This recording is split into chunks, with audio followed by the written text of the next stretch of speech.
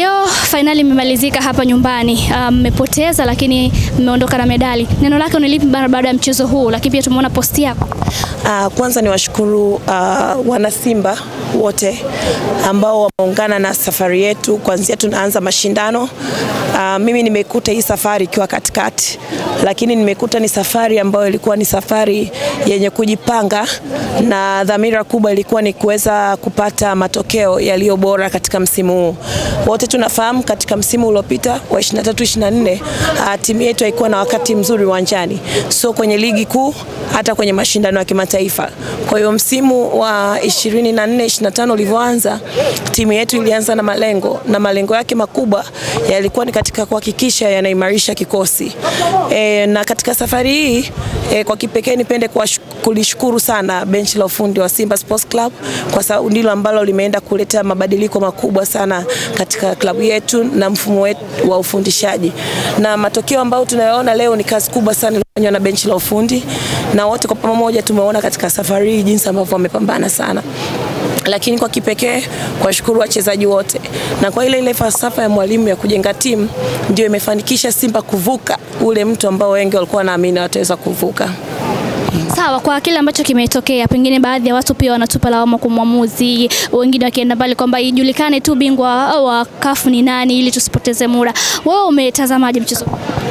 Mimi kwangu kila inapotokea changamoto ya mpira, naamini kuna sehemu kubwa ya kujifunza sasa katika management na uendeshaji, na sisi kwetu inatupa nafasi zaidi ya kuweza kuwa na muunganiko wa kuweza kuleta mabadiliko ya kifikra, kiutawala katika mpira wa Afrika.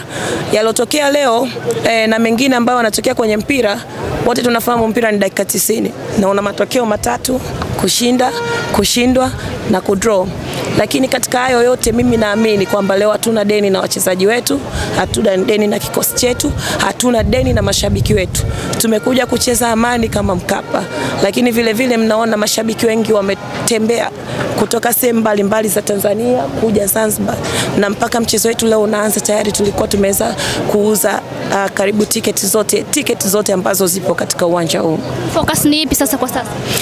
Focus yetu ni kuendelea na ligi, ratiba za ligi, kukamilisha michezo ambayo iko mbele yetu, lakini vile vile ni kuweza kuhitimisha ratiba ya nusu finali ya kuelekea nusu finali ya CRDB Confederation.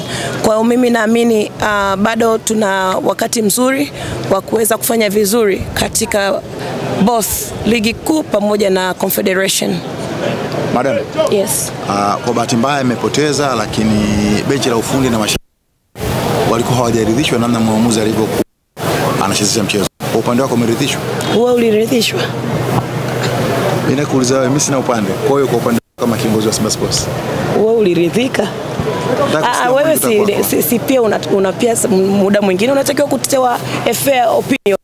Upande neutrality yes, lakini wewe toa sasa fair and just opinion. Uliridhika? Naomba uanze wewe, mimi nitamalizia. Anza wewe afu na mimi nitamalizia. Nenda kwa mashabiki pengine mara. Asanteni sana wana Simba. Historia imeandikwa. All the best. Thank you so much. Hatuna deni na nyie. Madam, umeridhika?